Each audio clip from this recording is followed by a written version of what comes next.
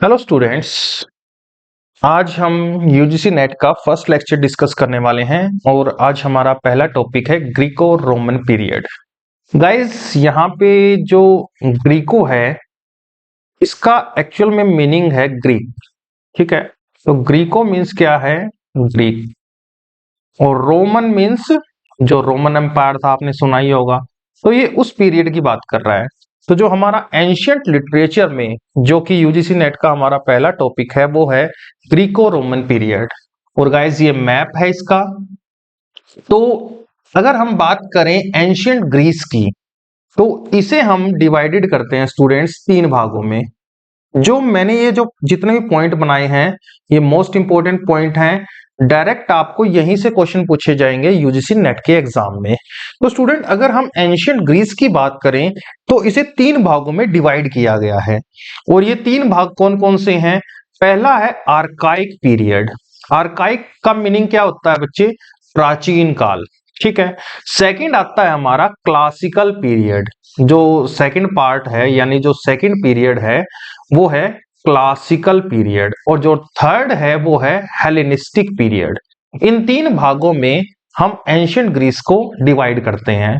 अगर हम बात करें आर्काइक पीरियड की, तो आर्काइक पीरियड के शुरू होने से पहले, देखो यहां पे लिखा हुआ before the archaic period. Period इसके शुरू होने से पहले यहां पे ग्रीस में क्या था? एक एज थी। उस एज का क्या नाम था? Greek dark ages. ठीक है। कहने का मतलब है, अगर हम एंशियंट ग्रीस की बात करें तो तीन भाग हैं इसके, आर्काइक, क्लासिकल और हेलेनिस्टिक। लेकिन आर्काइक पीरियड यानी प्राचीन इतिहास से भी पहले, जिसको हम आयरन एज बोल देते हैं, जैसे अगर हम इतिहास की बात करें, इंडियन हिस्ट्री की बात करें, तो उससे पहले जैसे एजेस होती हैं, ऐसे ही आर्काइक पीरियड से पहले एक एज थी जिसको हम बोलते हैं ग्रीक डार्क एजेस। ठीक है। अच्छा, इसकी क्या क्या कैरेक्टरिस्टिक थी, क्या क्या क्वालिटी थी ग्रीक डार्क एजेस की? इसमें था इग्नोरेंस। इग्नोरेंस का मीनिंग है नो लिटरेचर। ठीक है। लोग लिटरेचर से किसी प्रकार का कोई रिलेशन नहीं था।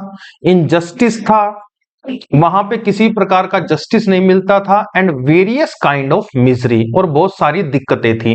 कहने का मतलब है कि आर्काइक पीरियड से पहले का जो टाइम था उस दौरान किसी भी प्रकार का लिटरेचर नहीं लिखा गया था। इसी वजह से आर्काइक पीरियड से पहले वाला जो टाइम है उसको हम बोलते हैं ग्रीक डार्क एजेस। ठीक है। और ध्यान रखना, एकमात्र जो राइटर है वो कौन है?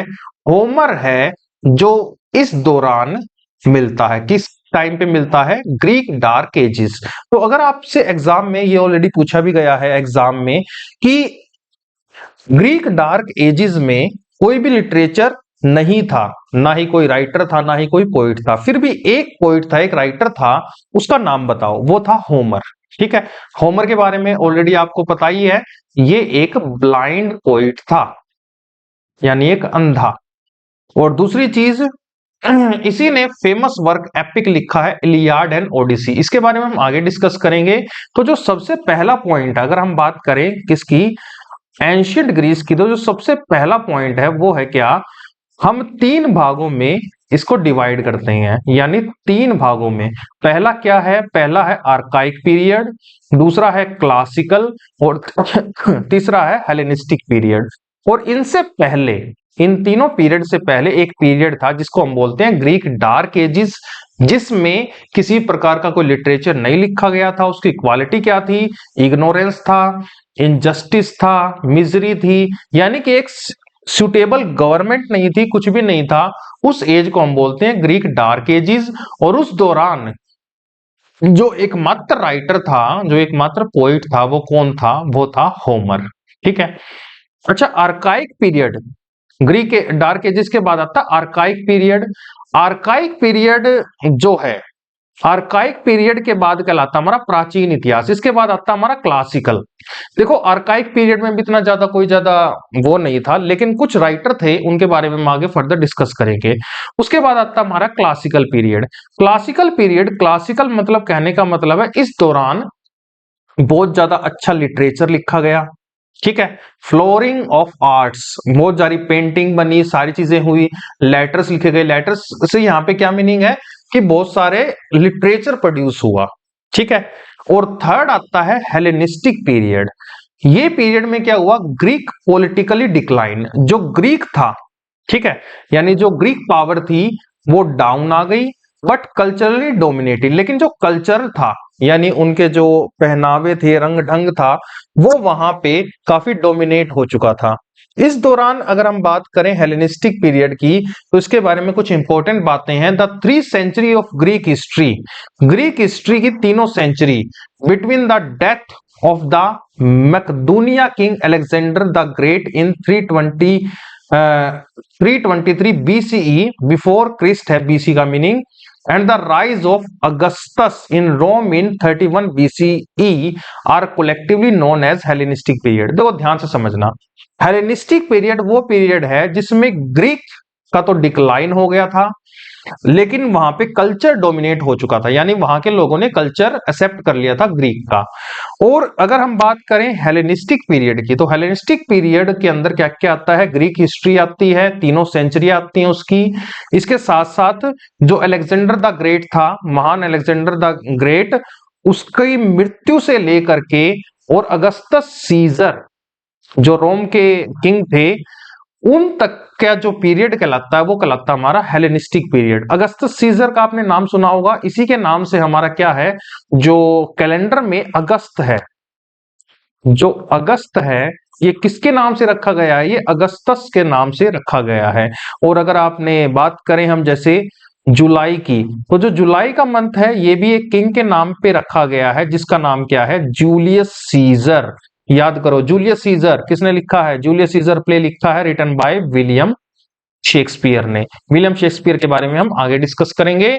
और सबसे फेमस लाइन है जूलियस सीजर की, यू टू ब्रूटस, ठीक है, जब वो धोखा देता उसका दोस्त जूलियस सीजर का, ब्रूटस, तो ब्रूटस के लिए ये लाइन जूलियस सीजर बोलता है, ठीक है। तो अभी के लिए जो हमने जो मेन पॉइंट है वो क्या है, एंशियंट ग्रीस हमारा 3 भागों में डिवाइड होता है, archaic period, classical period, Hellenistic period. और इन तीनों पीरियड से पहले क्या आता है, डार्क एजिस, जिसमें होमर वर्क करता था, ठीक है। अब हम थोड़ा सा आगे बढ़ते हैं, what happen in the Greek dark ages. देखो स्टार्टिंग कर रहे हैं तो स्टार्टिंग में हमें कुछ चीजें अच्छे से समझनी होगी, ग्रीक डार्क एजेस में क्या दिक्कत हो गई थी। अब ग्रीक डार्क एजेस को हम क्या क्या बोलते हैं समझना, ए पीरियड ऑफ डिक्लाइन, इसी का नाम है किसका, ग्रीक डार्क एजेस का। दूसरा डार्क एजेस हम बोलते हैं कोलैप्स ऑफ माइसीनियन सिविलाइजेशन, ठीक है। उस टाइम जो डार्क एजेस थी उसमें माइसीनियन सिविलाइजेशन थी, कहने का मतलब है माइसीनियन किंग था और उसका पतन हो चुका था, उनकी सिविलाइजेशन खत्म हो गई थी। और दूसरा है ब्रोंज एज कोलैप्स, इसको ग्रीक डार्क एजेस को क्या बोलते हैं, ब्रोंज एज भी बोलते हैं। अब ग्रीक डार्क एजेस में क्या हुआ, माइसीनियन सिविलाइजेशन खत्म हो गई, तो जो ब्रोंज एज थी उसका भी क्या हो गया, खात्मा हो गया। कोलैप्स मींस क्या होता है, खात्मा हो जाना।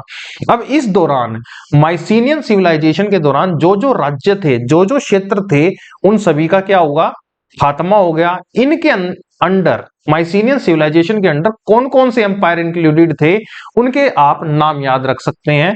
ये थे Hittite empire, the Kassites of Babylonia, the Levant, the Asian empire, the New Kingdom of Egypt and Mycenaean civilisation. मतलब कि जब डार्क एजेस स्टार्ट हुई उससे पहले ये सभी एम्पायर थे, ये सभी राज्य थे, इनके खत्म होने के बाद ही ग्रीक डार्क एजेस स्टार्ट होती है।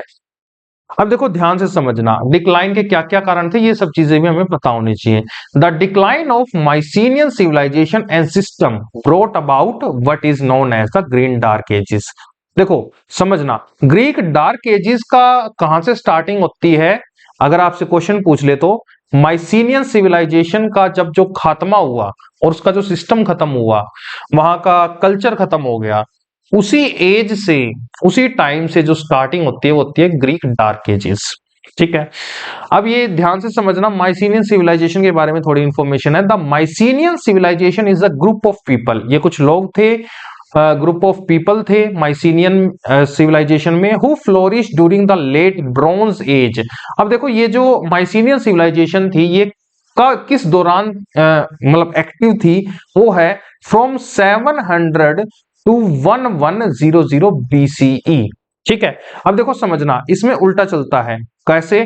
बिफोर क्रिस्ट, जो बिफोर क्रिस्ट का सेंस है, बीसी का मीनिंग बिफोर क्रिस्ट, और जब क्रिस्ट का जन्म हुआ उसको हम मानते हैं 0 सेंचुरी। तो 0 सेंचुरी से पहले यानी बिफोर क्रिस्ट जो भी सेंचुरी है उसे हम बीसी में लिखते हैं। ठीक है, तो 1700 इसलिए उल्टा चलता है, लेकिन 0 के बाद फर्स्ट सेकंड ऐसे चलता है, यानी आफ्टर क्रिस्ट, यानी आफ्टर क्रिस्ट या आफ्टर डेथ ऑफ क्रिस्ट, इस टाइप से चलता है। तो ये हम आगे डिस्कस करेंगे।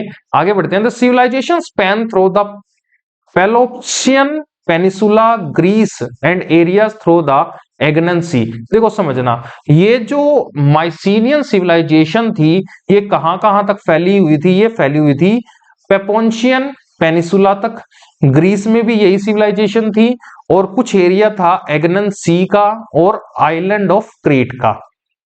ठीक है, यहां पे ये सिविलाइजेशन फैली हुई थी। कौन सी civilisation? Mycenaean civilisation. Disappearance of culture and wealth of the Mycenaean civilisation. देखो, जो डार्क एजेस को क्यों, अगर हम बात करें इंपॉर्टेंट क्यों है, तो इस दौरान जो माइसीनियन सिविलाइजेशन का जो कल्चर था वो क्या हो गया था? वो खत्म हो गया था, डिसअपीयरेंस हो गया था, तभी तो डार्क एजेस स्टार्ट हुई।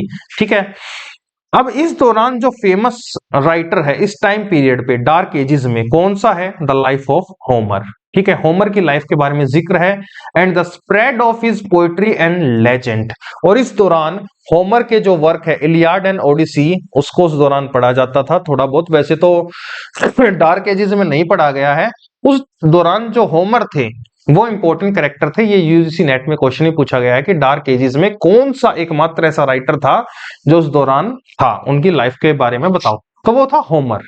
नेक्स्ट है development of scattered chieftain based territories. देखो फिर क्या हुआ, अब माइसीनियन सिविलाइजेशन के खत्म होने के बाद जैसे ही कोई देश में कोई सिविलाइजेशन खत्म होती है तो क्या होता है? देश बट जाता है छोटे छोटे टुकड़ों में। अब हुआ क्या, ऐसे ही माइसीनियन सिविलाइजेशन जब खत्म हुई तो छोटे छोटे कुछ क्षेत्र बन गए, यानी स्कैटर हो गए चिफ्टियन बेस्ड टेरिटरीज, कुछ टेरिटरीज बन गई छोटी छोटी। ठीक है, और उन टेरिटरीज में वो जो टेरिटरीज थी वो क्या थी? वो आपस में लड़ते थे। ठीक है, आपस में वॉर करते थे, छोटी छोटी आपस में टेरिटरीज, यानी इनका आपस में बंटवारा हो चुका था। With less cohesive culture and aesthetics, और जो ज्यादा भगवान में विश्वास भी नहीं करते थे और उनका आपस में कोई ज्यादा कल्चर भी मेल नहीं खाता था। ठीक है, तो ध्यान रखने ये चीजें कि जब माइसीनियन सिविलाइजेशन खत्म हुआ तो उसके बाद छोटे छोटे कबीले बन गए थे, छोटी छोटी टेरिटरीज बन गई थी डार्क एजेस के दौरान। ठीक है, अब आगे बढ़ते हैं। नेक्स्ट क्वेश्चन, जैसे आपने, अगर हम इंडियन की बात करें और भारतीय इतिहास की बात करें तो आपने पढ़ा होगा जो हड़प्पा सिविलाइजेशन थी उसका क्या हो गया था? डाउनफॉल हो गया था। ठीक है, आप इससे कंपेयर कर सकते हो। हड़प्पन सिविलाइजेशन को आपने पढ़ा है, दयाराम साहनी ने, उन्होंने, मतलब जो भी आपने इतिहास में पढ़ा होगा, तो हड़प्पा का जैसे डाउनफॉल हुआ था ऐसे ही अब क्वेश्चन बनता है कि जो ये माइसीनियन सिविलाइजेशन, जो एंशिएंट ग्रीस की सिविलाइजेशन थी, जो डार्क एजेस था, उनका कोलैप्स कैसे हुआ, रीजन क्या था? जैसे आपने हड़प्पा सभ्यता में पढ़ाया कि उस दौरान बहुत सारे भूचाल आ गए थे, बहुत सारी नदियों ने रास्ता बदल लिया था, भारी आक्रमण हो गया था। इस प्रकार से जैसे हड़प्पा सभ्यता में होता ऐसे ही इस सभ्यता में भी क्या हुआ? नेचुरल कैटास्ट्रोफी, कैटास्ट्रोफी मीन्स आपदाएं आ गई। ठीक है, नेचुरल आपदाएं आई, जैसे अर्थक्वेक आए, वोल्केनो आए, ड्रॉ, सूखा पड़ गया, बहुत सारी बीमारियां आ गई, क्लाइमेट का चेंजिंग हो गया, सिस्टम कोलैप्स हो गया एंड डिसरप्शन ऑफ ट्रेड, व्यापार खत्म हो गया, एंड रिसोर्सेज, इंटरनल रिबेलियन, और आपसी झगड़ों ने भी इस सिविलाइजेशन को क्या कर दिया? खत्म कर दिया। एक्सटर्नल इन्वेजन, इन्वेजन मीन्स होता आक्रमण, बाहरी आक्रमणों के कारण भी, bye group of people called the sea people. तो देखो, जो सी पीपल थे ये मेन कारण माने जाते हैं इस कोलैप्स के। ठीक है, माइसीनियन सिविलाइजेशन को खत्म करने में बाहरी आक्रमण का बहुत महत्वपूर्ण योगदान रहा, और ये जो बाहरी आक्रमण किसने किया था उनको हम बोलते हैं सी पीपल। ठीक है, ध्यान से समझना इनके बारे में, सी पीपल के बारे में जब हम स्टार्टिंग करेंगे जब हम चौसर की बात करेंगे उससे पहले एक जो पीरियड आता है एंग्लो सैक्सन पीरियड, उसमें भी सी पीपल की बात होगी। सी पीपल वो लोग थे जो समुद्री मार्गों से आते थे, आक्रमण करते थे।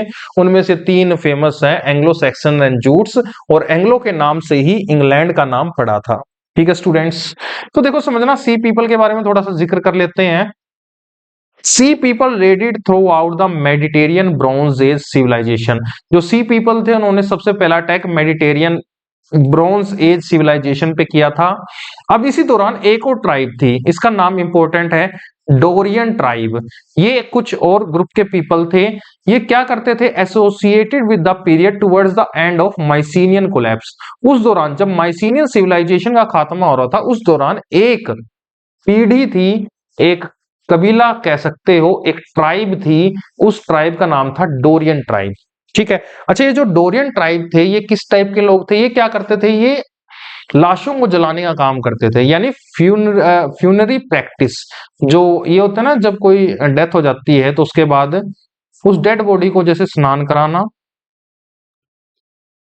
और साथ के साथ जैसे उस के मुंह में घी डालना, ये सब चीजें प्रैक्टिस करते थे कौन, डोरियन ट्राइब्स। ठीक है, these people are only associated with funerary practice. ठीक है। अच्छा, कहाँ रहते थे ये डोरियन ट्राइब्स, ये रहते थे near Etica, western Anatolia and Italy. यहीं पे इस एरिया में ये ट्राइब पाई जाती थी। ठीक है, आगे समझते हैं students. During the chaos of the late bronze age collapse, a group of people migrated into the Greece during the collapse of the Mycenaean civilization because of the threat of sea people. अब हुआ क्या, बार बार सी attacks हो रहे थे सी peoples के द्वारा। अब in attack से बचने के लिए, जैसे कहीं पे कोई लड़ाई बार बार अटैक होता है, तो वो क्या करते हैं, वहां से विस्थापन कर लेते हैं। विस्थापन से मीनिंग है माइग्रेट कर लेते हैं, वहां से चले जाते हैं। ठीक है, तो जो एक सभ्यता के लोग थे, जो ट्राइब्स थे, अब सी पीपल क्या कर रहे थे, उनपे बार बार अटैक कर रहे थे कि यहां से जाओ, यहां से जाओ। तो ये जो ट्राइब्स थे ये यहां से क्या हो गए, माइग्रेटेड हो गए। माइग्रेटेड मीन्स चले गए। ठीक है, अपने क्षेत्र को छोड़कर। और इस प्रकार से माइसीनियन सिविलाइजेशन का धीरे धीरे से समाप्ति हो गई। अब देखो यहाँ पे, देखो मैंने आपको एक चार्ट, ये एक पिक्चर बनाई है। यहाँ पे देखो, ये जो है ये किंग है, और यहाँ पे जो है ये समुद्री मार्ग से ये सभी सैनिक आ रहे हैं। ये सभी कौन है, ये सी पीपल हैं। ये वॉर है, और ये जो वॉर है ये किन किन के बीच हो रही है, ये हो रही है, सी बैटल है। ठीक है, द बैटल ऑफ डेल्टा, इस बैटल का नाम है the battle of Delta, sea battle between Egypt and the sea people. ये सभी जो हैं ये सी पीपल हैं, और यहाँ पे जो है ये इजिप्ट किंग है। ठीक है, इनकी आपस में वॉर चल रही है। when the Egyptian Paroha Ramesses III repulse means driven back, attack by force, a major sea invasion। अब देखो ये जो सी पीपल ये क्या कर रहे हैं, ये क्षेत्र पे अटैक कर रहे हैं, और यहाँ पे जो इजिप्टियन परोहा है रैमिस थर्ड, ये इन पे क्या कर रहा है, जवाबी कार्रवाई कर रहा है। तो ये पिक्चर आपको इंटरनेट पे मिल जाएगी। तो ये लड़ाई है, और इस वॉर का क्या नाम है, the battle of delta. Now अब एक दो चीजें और समझते हैं कि डार्क एजेस की जो लाइफ थी, लोगों का जो कल्चर था या जो इकोनॉमी थी, वो किस टाइप की थी, उस दौरान क्या क्या कल्चरल एक्टिविटीज हो रही थी। कल्चरल एक्टिविटीज तो कुछ हो नहीं रही थी, मतलब उस टाइम का क्या क्या इकोनॉमिक कमियां रह गई थी, उस दौरान क्या चल रहा था, उसके बारे में थोड़ी चीजें आपको समझनी होंगी। नो सेंट्रल पावर, देखो पावर यानी केंद्र के हाथ में नहीं थी, यानी एक इंसान के पास पावर नहीं थी जो कि सभी टेरिटरीज को कंट्रोल कर सके। जैसे एक राजा होता है, उसके अंडर बाकी सभी क्षेत्र आते हैं, और सभी को कंट्रोल अकेला राजा करता है। लेकिन अब क्या हो गया था, सेंट्रल पावर राजा के पास तो थी नहीं, सभी अपने घर में राजा बन रहे थे, छोटी छोटी टेरिटरीज बन गई थी। ठीक है, कोई भी एक तरीके से एक के हाथ में पावर नहीं थी, हर कोई अपनी अपनी पावर लेके घूम रहा था, अपना अपना क्षेत्र लेके घूम रहा था। और इसी दौरान ध्यान रखना एक इंपॉर्टेंट पॉइंट भी था, पॉपुलेशन कोलैप्स। पॉपुलेशन भी कमी हो गई थी, क्यों, क्योंकि आपस में लड़ते थे, इसने इसको मार दिया, इसने इसको मार दिया, इसकी भी जनसंख्या कम होगी, इसकी भी जनसंख्या कम होगी, आपस में ही लड़ रहे थे। ठीक है, तो उस टाइम जनसंख्या का भी कोलैप्स हो गया था। अब अगर हम इकोनॉमिक की बात करें तो मेन इकोनॉमिक सोर्स क्या था?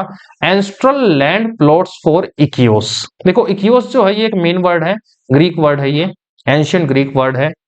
तो मेन इकोनॉमिक सोर्स क्या था? एंस्ट्रल लैंड प्लॉट्स, जो कि मतलब जो जमींदार होते थे वो वहीं पे अपना खेती करते थे, वहीं पे अपना अनाज उगाते थे, उसी को खाते थे, उसी को बेचते थे। इस प्रकार से इकोनॉमिक रिसोर्स था।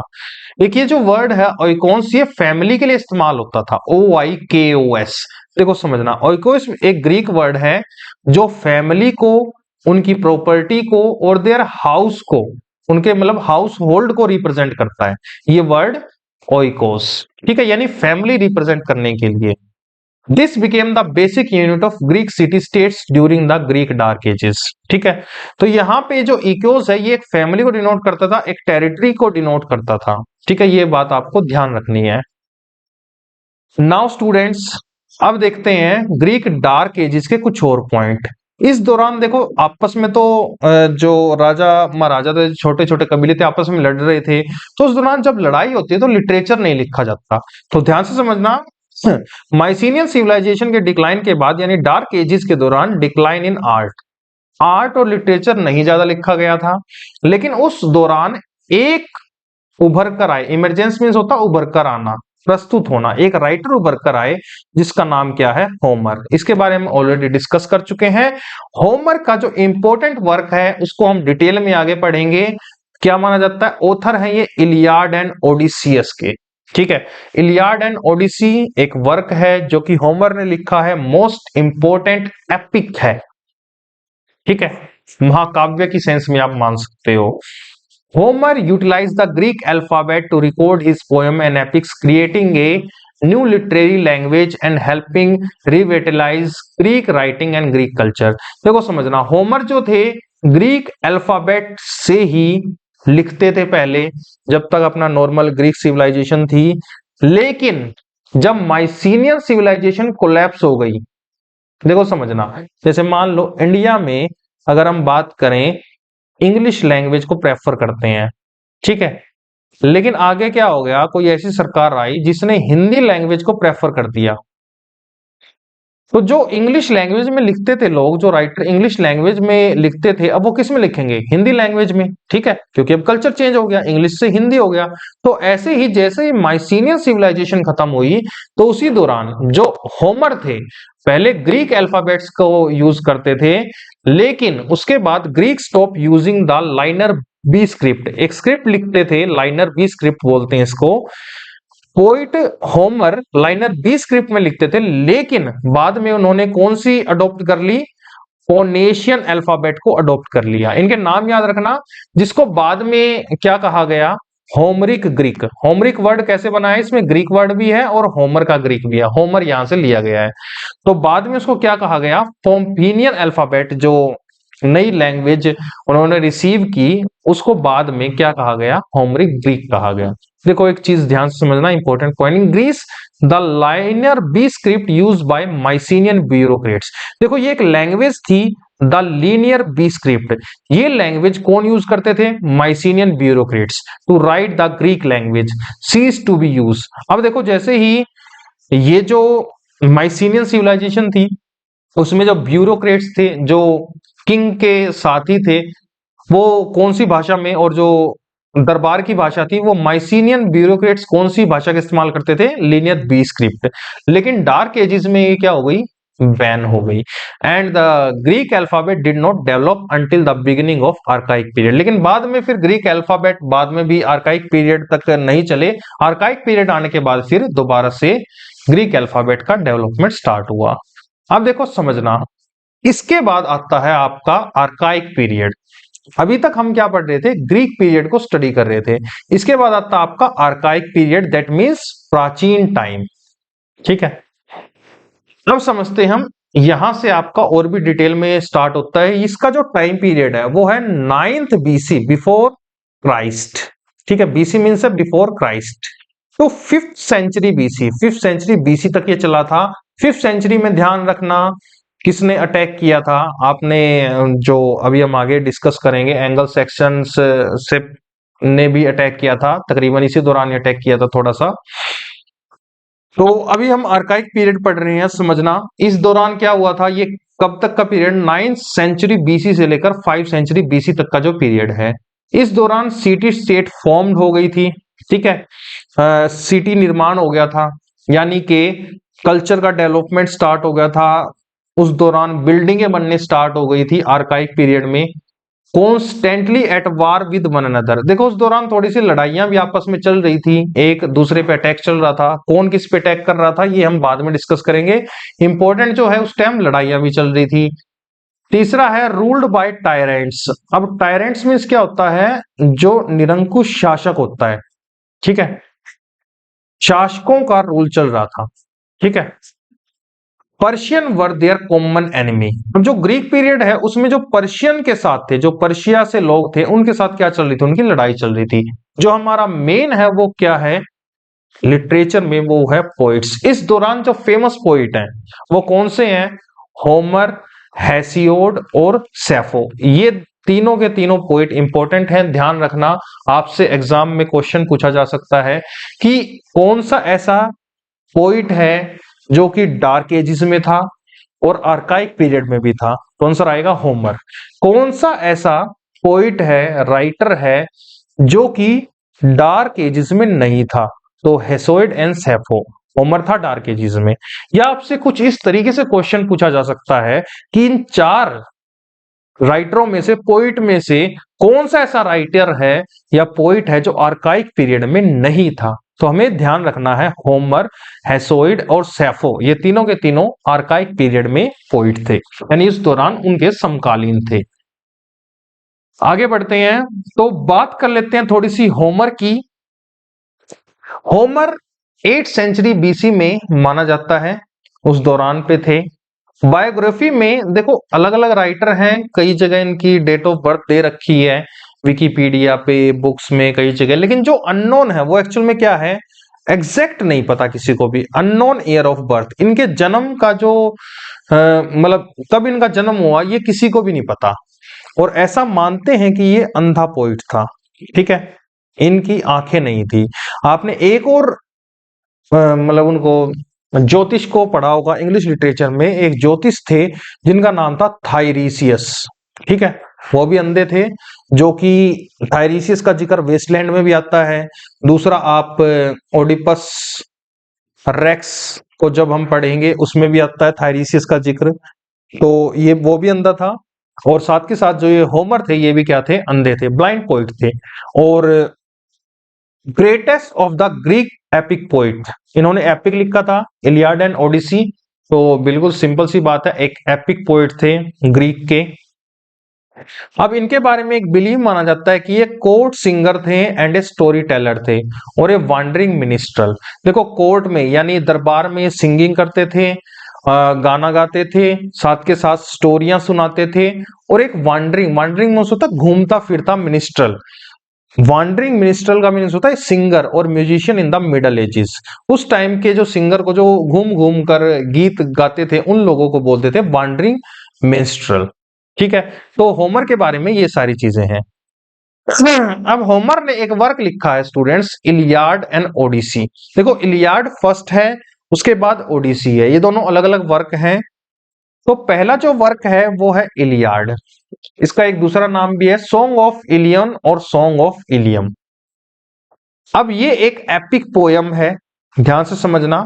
एपिक मीन्स महाकाव्य टाइप से, जैसे अपना महाभारत है, ऐसे ही जैसे रामायण है, ऐसे ही इंग्लिश लिटरेचर में जो एंशियंट ग्रीक है उस दौरान जो सबसे महाकाव्य, महाकाव्य मतलब काव्य मीन्स कविता, वो कौन सा है, वो है Iliad. Written in dactylic hexameter. देखो ये ध्यान रखना, इनके बारे में जो ये रिदम है, राइम है, पोइट्री है, हेक्सामीटर है, हीरोइक कपलेट है, इनके बारे में हम आगे डिस्कस करेंगे जब हम इनके मतलब रूट वर्ड को समझेंगे। अभी के लिए आपको याद रखना है कि इसे डेक्टाइल हेक्सामीटर में लिखा गया था, जिसका एक दूसरा नाम भी है हीरोइक हेक्सामीटर, और दूसरा एक और बोलते हैं इसको द मीटर ऑफ एपिक, यानी ऐसा मीटर, ऐसा रिदम जो जिसमें एपिक लिखा जाता है, महाकाव्य जिस स्टैंडर्ड की लैंग्वेज में लिखा जाता है उसी को हम बोलते हैं द मीटर ऑफ एपिक, उसी को हम बोलते हैं हीरोइक हेक्सामीटर और डायलिक्टिक हेक्सामीटर। ठीक है, form of meter of rhyming scheme in poetry. Actual में क्या है, ये एक राइमिंग स्कीम है पोएट्री की, जिसमें किसी भी पोएट्री को लिखा जाता है। वो राइमिंग स्कीम क्या है, जैसे नॉर्मली हम कोई भी गाना बनाते हैं, तो गाना बनाते में उनके क्या होते हैं, लास्ट में राइमिंग स्कीम होती है, आपस में वो जुड़ती हैं। ठीक है, लय, लय जिसको हम बोलते हैं, तो वही राइमिंग स्कीम आपको महाकाव्य में लिखनी होती है। और जो महाकाव्य लिखते हैं उसमें किस टाइप की राइमिंग स्कीम लिखी जाती है वो कहलाती है हमारी heroic hexameter, the meter of epic और डेक्टाइल हेक्सामीटर। ठीक है स्टूडेंट्स, अब देखो डेक्टाइल हेक्सामीटर में किस किस टाइप के वर्क किन किन राइटर ने लिखे हैं ये भी आपको याद होने चाहिए। होमर ने लिखा है इलियाड और दूसरा लिखा है ओडिसी। वर्जल भी एक पोइट हैं, उन्होंने लिखा है एनियाड, इंपॉर्टेंट है। और ओविड मेटामॉर्फिसिस। ठीक है, ओविड एक पोइट है, राइटर है, उन्होंने एक वर्क लिखा है मेटामॉर्फिसिस। ठीक है, आपने विलियम शेक्सपियर का तो नाम सुना ही होगा, उन्होंने एक वर्क लिखा था वीनस एंड अडोनिस।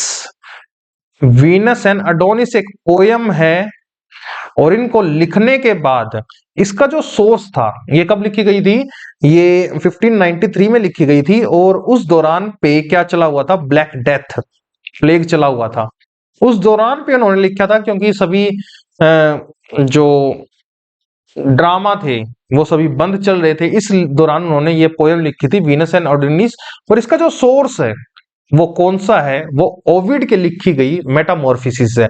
एग्जाम में कई बार पूछा गया है वीनस एंड एडोनिस का जो सोर्स है, जो विलियम शेक्सपियर ने पोएम लिखी है उसका सोर्स क्या है, ओविड ने एक वर्क लिखा था मेटामॉर्फिसिस, वहीं से ये उठाया गया है।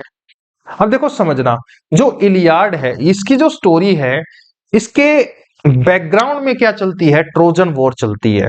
ठीक है, ट्रोजन वॉर का जिक्र हम आगे डिस्कस करेंगे, क्योंकि देखो आप यूजीसी नेट की तैयारी कर रहे हैं तो कॉमन सेंस की बात है, आपने ट्रोजन वॉर के बारे में तो पढ़ा ही होगा, एक्लिस के बारे में भी आपने पढ़ा होगा, एगमन किंग के बारे में पढ़ा होगा, और सारी चीजें आपने पढ़ी होंगी। ठीक है, हेक्टर के बारे में आपने पढ़ा होगा, ये सारी चीजें आपने पढ़ी होंगी ट्रोजन वॉर पे। अगर आपने नहीं पढ़ी है तो एक मूवी भी है ट्रोजन के नाम से है। ठीक है, उसको आप देख सकते हैं, उसमें यही वार दिखाई गई है। उसमें एक्लिस भी एक मेन हीरो होता है। अगर आपने इंग्लिश ग्रामर पढ़ी हो तो यहीं से एक्लिस के नाम से एक इडियम मुहावरा बना है, जिसको हम बोलते हैं एक्लिस हील, किसी की कमजोर कड़ी, किसी का कमजोर पक्ष। कैसे बना था, एक्लिस की जो सबसे कमजोर कड़ी थी उसकी एडी थी। जब उसका जन्म हुआ था तो वो बहुत कमजोर था, उसकी माँ ने उसकी डुबकी लगवा दी थी स्टाइक्स नदी में। लेकिन जब उसकी माँ ने उसको पकड़ा हुआ था और उसकी डुबकी लगवाई थी, तो डुबकी लगने के बावजूद भी उसके जो जो एड्डी पकड़ी हुई थी माँ ने, वो पानी में नहीं भीगी थी, जिसकी वजह से वो कमजोर रह गई थी। और वहीं पे तीर लगते ही एक्लिस मर गया था। ठीक है, इसको आप ऐसे समझ सकते हो, अगर तुम महाभारत से कंपेयर करते हो तो ये ट्रोजन वॉर का कर्ण था। जैसे महाभारत में कर्ण है ना, ऐसे ही ट्रोजन वॉर में एक्लिस कर्ण था। ठीक है, जैसे इंडिया में महाभारत है, वैसे ही ग्रीक में अंग्रेजों की ट्रोजन वॉर है। जैसे महाभारत द्रौपदी के लिए लड़ा गया था, वैसे ही ट्रोजन वॉर एक दुनिया की सबसे सुंदर महिला हेलन के लिए लड़ा गया था। ठीक है, हेलन कौन है, दुनिया की सबसे सुंदर महिला in Greek literature, in English literature. अब देखो इसके कुछ इंपॉर्टेंट पॉइंट्स हैं ट्रोजन वॉर के। इसमें दूसरा कौन था, एक हेक्टर था करेक्टर। ठीक है, एग्जाम के लिए इंपॉर्टेंट है। इसमें एक ऐसा करेक्टर था हेक्टर, जिसकी डेड बॉडी को परी नहीं करने दिया गया था। ठीक है, क्वेश्चन आ सकता है कि ट्रोजन वॉर के अंदर कौन सा ऐसा योद्धा था जिसकी डेड बॉडी को एक्लिस ने, एक्लिस और हेक्टर की फाइट होती है, एक्लिस क्या करता है, हेक्टर को मार देता है और उसकी डेड बॉडी को घसीटते हुए अपने इलाके में ले आता है, लेकिन उसकी डेड बॉडी को दफनाने नहीं देता। तो ये एकमात्र ऐसा योद्धा था जिसकी डेड बॉडी को दफनाने नहीं दिया गया, उस योद्धा का नाम क्या था? हेक्टर। ठीक है, एक बार मैं लिखा देता हूं, हेक्टर, HECTOR। ठीक है, हेक्टर। अब देखो ऐसा ही एक और काम हुआ था, एक और वर्क है, उस वर्क का नाम है एंटीगन।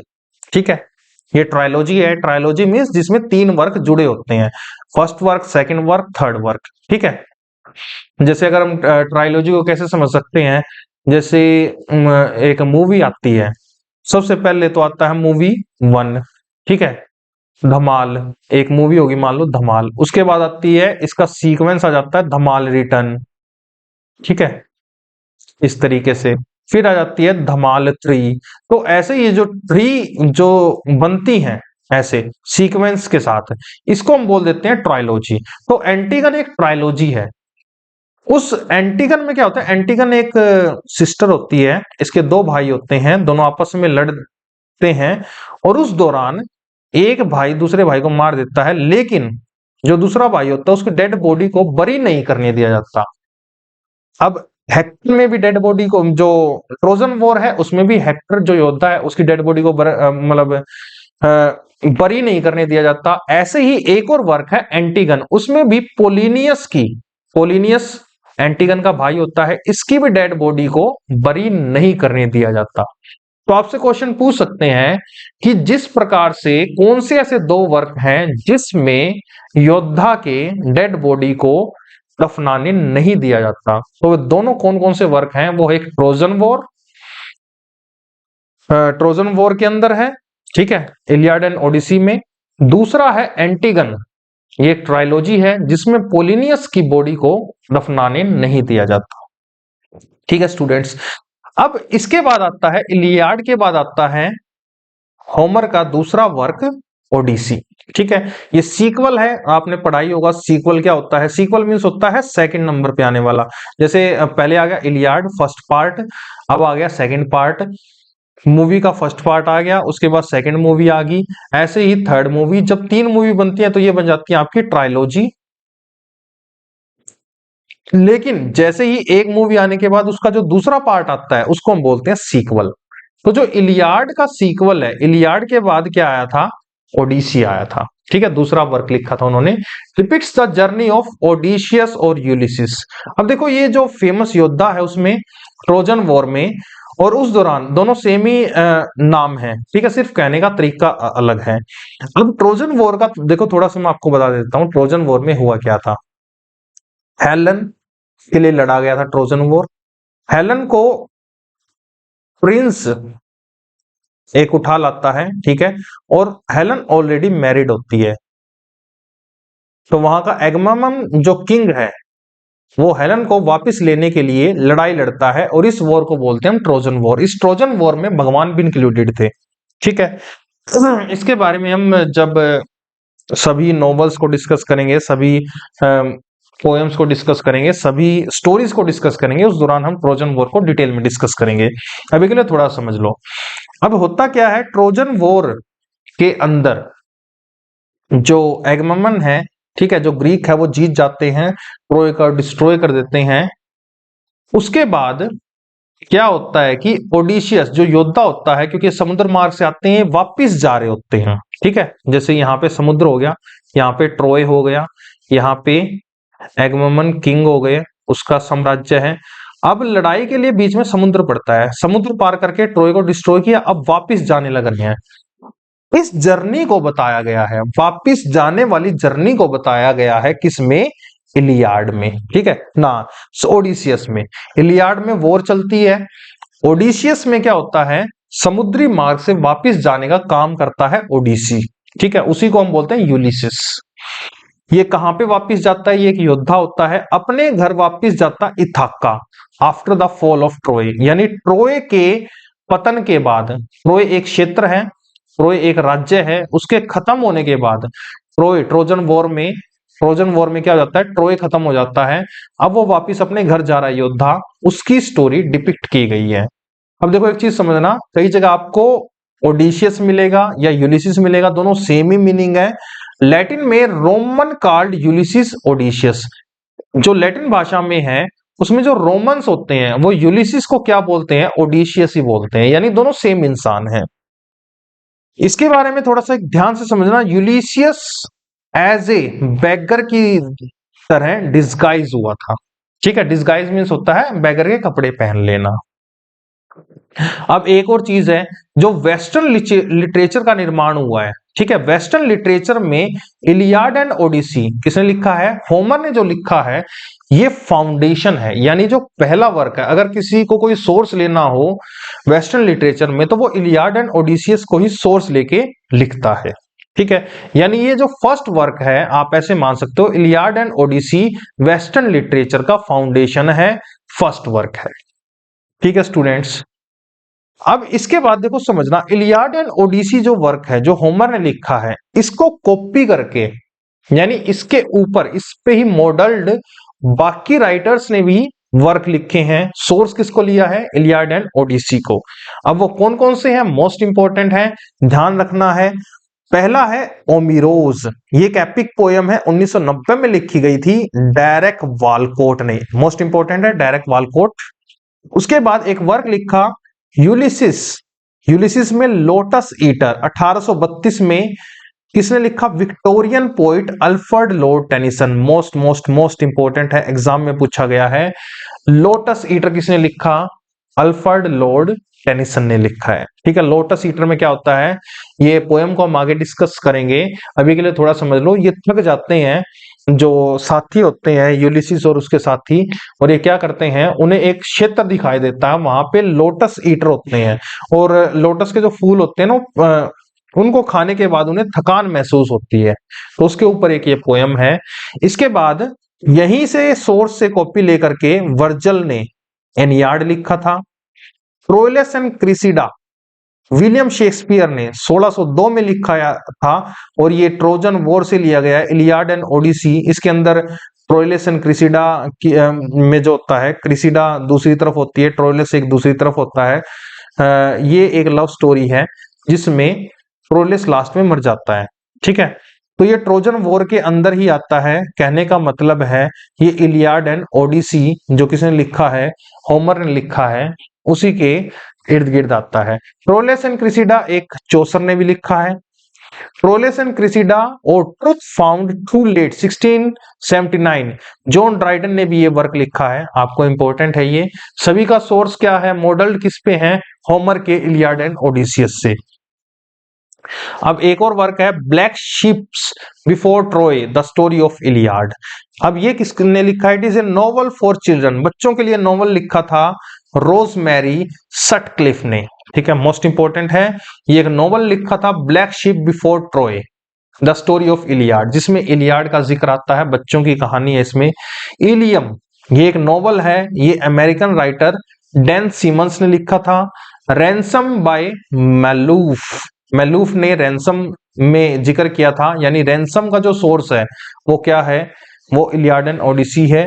नेक्स्ट है the silence of the girls 2018 by English novelist PAT Barker. PAT Barker ने इसको मॉडल लेकर, इलियाड एंड ओडिसी को मॉडल मानकर एक वर्क लिखा था, साइलेंस ऑफ द गर्ल्स 2018 में। The Trojan women, Trojan women यानी कि ट्रोजन, फॉल ऑफ ट्रोजन के बाद, जब ट्रोजन वॉर खत्म हुई उसके बाद उन वोमेन्स के साथ कैसा बिहेव किया गया, कौन सी वोमेन, जो ट्रोजन वुमेन थी, उनके साथ कैसा बिहेव किया गया, ये लिखा है ग्रीक प्ले राइट यूरिपिडीज ने। ठीक है, मोस्ट इंपॉर्टेंट है ये भी। The song of Achilles, Achilles कौन सा था, योद्धा था, 2011 में लिखा है। द सॉन्ग ऑफ एक्लिस कहां से मॉडल्ड है, इलियाड एंड ओडिसी से। नॉवल किसने लिखा, अमेरिकन राइटर ने मैडलिन मिलर ने। ठीक है, नेक्स्ट है कैसेंड्रा। कैसेंड्रा ये एक फीमेल है, इसके ऊपर कहां से लिया गया सोर्स, ये कैरेक्टर कहां पे है, कैसेंड्रा इलियाड एंड ओडिसी में आती है। नॉवल है 1983 में लिखा, जर्मन ऑथर क्रिस्टा वुल्फ ने, ये एक फीमेल राइटर है। ठीक है, क्रिसेंड्रा के ऊपर। सेड्स एक नॉवल है, ऑथर है मैडलिन मिलर, ये एक फीमेल नॉवलिस्ट है और फीमेल राइटर है, फीमेल ऑथर है, और इनका जो सोर्स है वो इलियाड एंड ओडिसी ही है। इसके बाद Penelopiad, by Canadian author Margaret Atwood. Margaret Atwood के बारे में आपने सुना ही होगा, कैनेडियन ऑथर हैं। इन्होंने एक वर्क लिखा था पेनिलोपियड, 2005 में लिखा। पेनिलोप के बारे में आपने सुना ही होगा, जो ये इथाका जा रहा था यूलिसिस, इसकी वाइफ का नाम पेनिलोप होता है, ठीक है। उसके बारे में यहाँ पे जिक्र आता है पेनिलोप में। Ulysses by Irish writer James Joyce, most important है, इसको आगे भी हम डिस्कस करेंगे, एग्जाम में पूछा गया है। आयरिश राइटर जेम्स जोयस ने इलियाड एंड ओडिसी जो होमर ने लिखा उसको सोर्स मानकर एक वर्क लिखा था, Ulysses. Next, The Time Traveler's Wife by Audrey Niffenegger, American female author हैं ऑड्रे, उन्होंने एक वर्क लिखा था टाइम ट्रेवल्स वाइफ, और इसमें इसका जो सोर्स है वो भी इलियाड एंड ओडिसी है।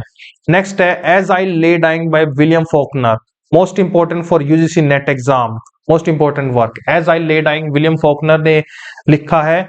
और यहाँ पे the title of Faulkner's 1930s novel come from book 11 of the Odyssey, जो इलियाड एंड ओडिसी है होमर ने लिखा है, उसमें ओडिसी जो वर्क है इसमें जो बुक 11 है वहां से कॉपी करके ये टाइटल लिया गया है एज आई ले डाइंग। किसने लिया है? विलियम फॉकनर ने।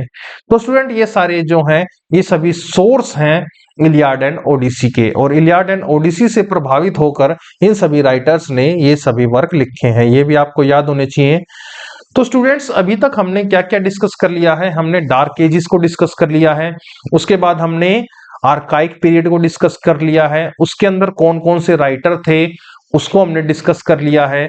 नेक्स्ट वीडियो में स्टूडेंट्स हम क्लासिकल पीरियड को डिस्कस करेंगे कि क्लासिकल पीरियड में कौन कौन से इंपॉर्टेंट राइटर थे, उन्होंने किस किस प्रकार से ड्रामा को किस प्रकार से परफॉर्म किया था, इन सभी के लिए आपको हमारी नेक्स्ट वीडियो देखनी होगी। अगर दोस्तों आपको हमारी वीडियो पसंद आती है तो अपने दोस्तों में जरूर शेयर कीजिए। आज के लिए हम इतना ही रखते हैं। Thank you students.